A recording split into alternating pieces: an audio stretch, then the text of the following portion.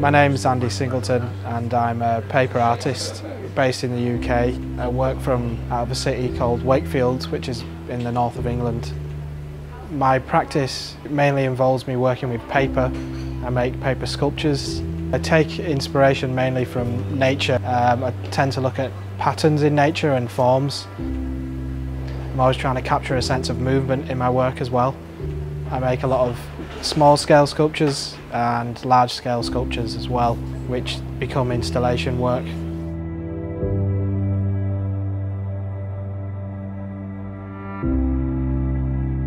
I was approached by Motel One to produce an installation for them in their Manchester hotel that they were opening up near the Royal Exchange Theatre.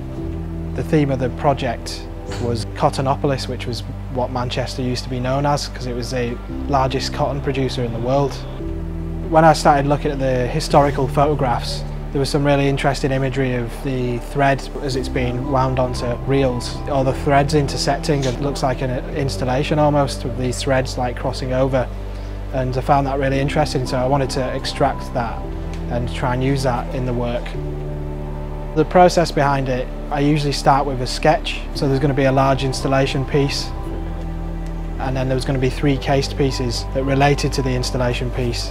It made sense to produce small-scale sculptural pieces first, taking the patterns that have resulted from that process and sculpting them into 3D forms. This time I was spraying the paper with water, and then I could twist and manipulate this paper and it's set in a particular form.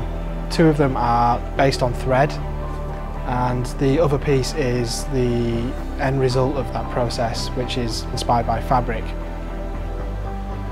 Once I'd finished casing the smaller works, I was happy to move on to producing the large-scale installation. It was a matter of doing these large-scale continuous drawings, and then it was a process of cutting that out using the scalpel, and again the paper is weakened and you're able to manipulate it.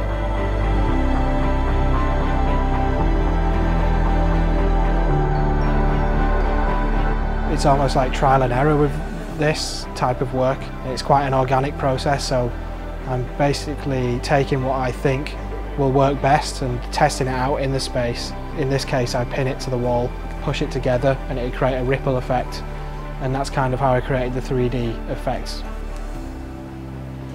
It's probably made from about 15 individual pieces of cut paper that are quite large scale. It's great that to actually have a piece like this in Manchester, and something that connects to Manchester's history as a cotton manufacturer.